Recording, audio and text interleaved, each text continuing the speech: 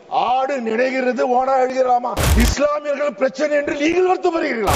இஸ்லாமியர்கள் எதிராக மசோதா கொண்டு வந்த யார்? திரு அமித்ஷா அவர்கள் தானே. உங்களுக்கு வந்தால் ரத்தம், எங்களுக்கு வந்தால் தக்காளி சட்னியா?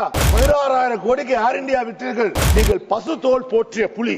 நீங்கள் வந்து மக்களை ஏமாற்றப்பார்கள். முதலே இஸ்லாமியர்கள் ஒழித்தார்கள், அடுத்தது கிறிஸ்துவர்கள் ஒழிப்பார்கள், அடுத்தது தலித்தை ஒழிப்பார்கள். வாஜ்பாய் இருந்த போது ஒரு இஸ்லாமியர் அமைச்சராக இருந்தார். இப்பொழுது ஒரு இஸ்லாமியர் கூட உங்கள் நாடாளுமன்ற உறுப்பினராக இல்லை. இந்த வக்ஃப் மசோதாவை கொண்டுவதற்கு முக்கியமான காரணம் யார் என்றால், எண்ணிக்கை என்றால் 71, 62, 36. இது என்ன தெரியுமா எண்ணிக்கை? 2014 யூபியிலே, உத்தரப்பிரதேசத்திலே பாஜக வென்ற எம்பி சீட்டுகள் 71. 2019 அவர்கள் வெற்றி பெற்ற எம்பி சீட்டுகள் 62. 2024 அவர்கள் வெற்றி பெற்ற எம்பி சீட்டுகள் 36. ஏன் 1990 பாபர் மசூதியை இடிக்க வேண்டும், இடித்த இடத்திலே ராமர் கோயிலை கட்ட வேண்டும், ஸ்ரீராம் ஜெய் ஸ்ரீராம் ஜெய் ஸ்ரீராம் என்று 71 இடங்களை பிடித்தார்கள். பிறகு அவர்கள் மவுஸ் சரிந்தது. சரிந்த பிறகு 36 கோயிலை திறந்தார்கள்.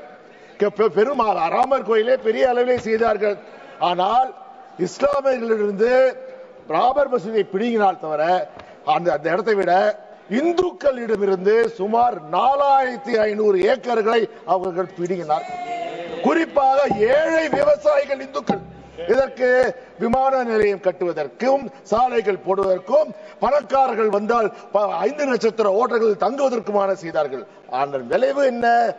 நடந்து முடிந்த 2024 தேர்தலில் அயோத்தியில் வெற்றி பெற்றது யார்?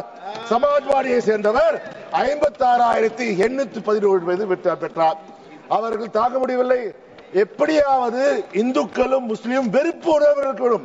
அவர்கள் வெற்றிக்கு காரணம் வெறுப்பு, வெறுப்பு, வெறுப்பு.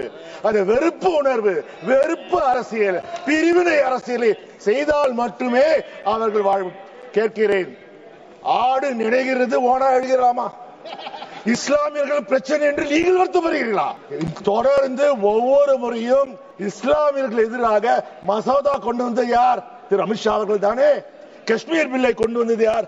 அமித்ஷா அவர்கள் தானே. அப்போது சொன்னார், அப்போது கேட்டோம், ஐயா நீங்கள் கொண்டு வருகிறீர்கள், வட இந்தியாவுக்கு மட்டும் கொண்டு வருகிறீர்களே, எங்கள் இலங்கை தமிழர்கள் கொண்டு வாருங்கள். ஆனால் உங்கள் காதிலே செவியிலே விழவில்லை. இன்று இதை கொண்டு வருங்கள், நீங்கள் பாதுகாக்கிறார். அதாவது வக்ஃப் சொத்துக்கள் குறைந்த விலைக்கு போகிறதா? என்ன கஷ்டப்படுறா பாருங்கள். வக்ஃப் சொத்துக்கள் குறைந்த விலைக்கு கொடுக்கிறார்கள்.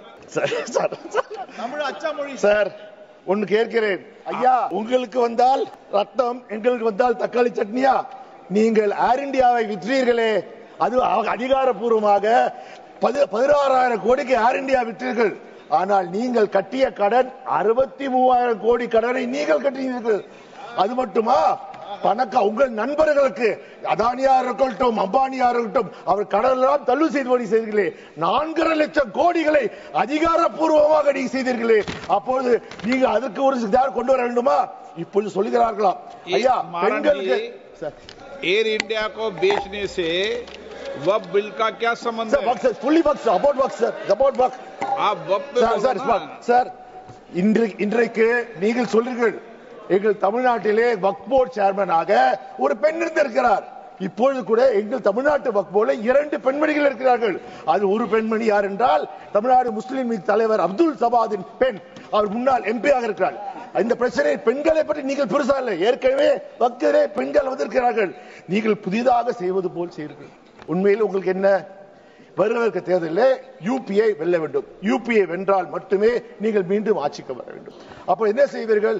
இந்த வக்கு பாத்தீங்கன்னா கிட்டத்தட்ட வக்கு நிலங்கள் வந்து give me 10 minutes sir, I didn't cross 3 minutes sir. வக்கு நீங்க பாத்தீங்கன்னா வக்கு நிலங்கள் பாத்தீங்கன்னா இந்தியாவிலே 8,70,000 சொத்துக்கள் இருக்கிறது. அதிலே பாத்தீங்கன்னா 9,40,000 ஏக்கர்கள் இந்தியாவில் இருக்கிறது. சுமார் 1.2 லட்சம் கோடி ரூபாய். அதில் 25% சொத்துக்கள் இங்கே இருக்கிறது, உத்தரப்பிரதேசத்தில் தான் இருக்கிறது. அப்பொழுது விட்டுவிடுவீர்களா? நான் இதை செய்ததன் மூலம் என்ன இருக்கிறது? நான் கேட்கிறேன், ஏன் இந்த பிரிவினைவாதம்? இன்று பார்த்தீர்கள் சிறுபான்மையினருக்கு எதிராகத்தான் இந்த அரசு செயல்பட்டது. இன்று இஸ்லாமியர்கள் எதிர்க்கிறீர்கள், அடுத்த யாருக்கு செல்வீர்கள்? பார்த்தீர்கள் நீங்க வாஜ்பாய் இருந்த போது ஒரு இஸ்லாமியர் அமைச்சராக இருந்தார். இப்பொழுது ஒரு இஸ்லாமியர் கூட உங்கள் நாடாளுமன்ற உறுப்பினராக இல்லை. நாங்களாவது முஸ்லீம்களுடன் கூட்டணி வைத்திருக்கிறோம். ராஜ்யசபாலே எங்களுக்கு முஸ்லீம் எம்பி இருக்காங்க. அது மட்டுமா, இன்று ஒரு சிறுபான்மையர் மந்திரியா இருக்கிறார். நான் அவர் சொல்றேன், முதலே இஸ்லாமியர்களை ஒழித்தார்கள், அடுத்தது கிறிஸ்துவர்களை ஒழிப்பார்கள், அடுத்தது தலித்தை ஒழிப்பார்கள், யாரும் இருக்க மாட்டார்கள். நான் இதனால் கேட்பது என்றால், ஐயா நீங்கள் நல்ல எண்ணத்தை செய்யலை, நீங்கள் பசு தோல் போற்றிய புலி, நீங்கள் வந்து மக்களை ஏமாற்றப்பார்கள், வாக்கு வங்கி அரசியல் செய்யாதீர்கள். இஸ்லாமியர்கள்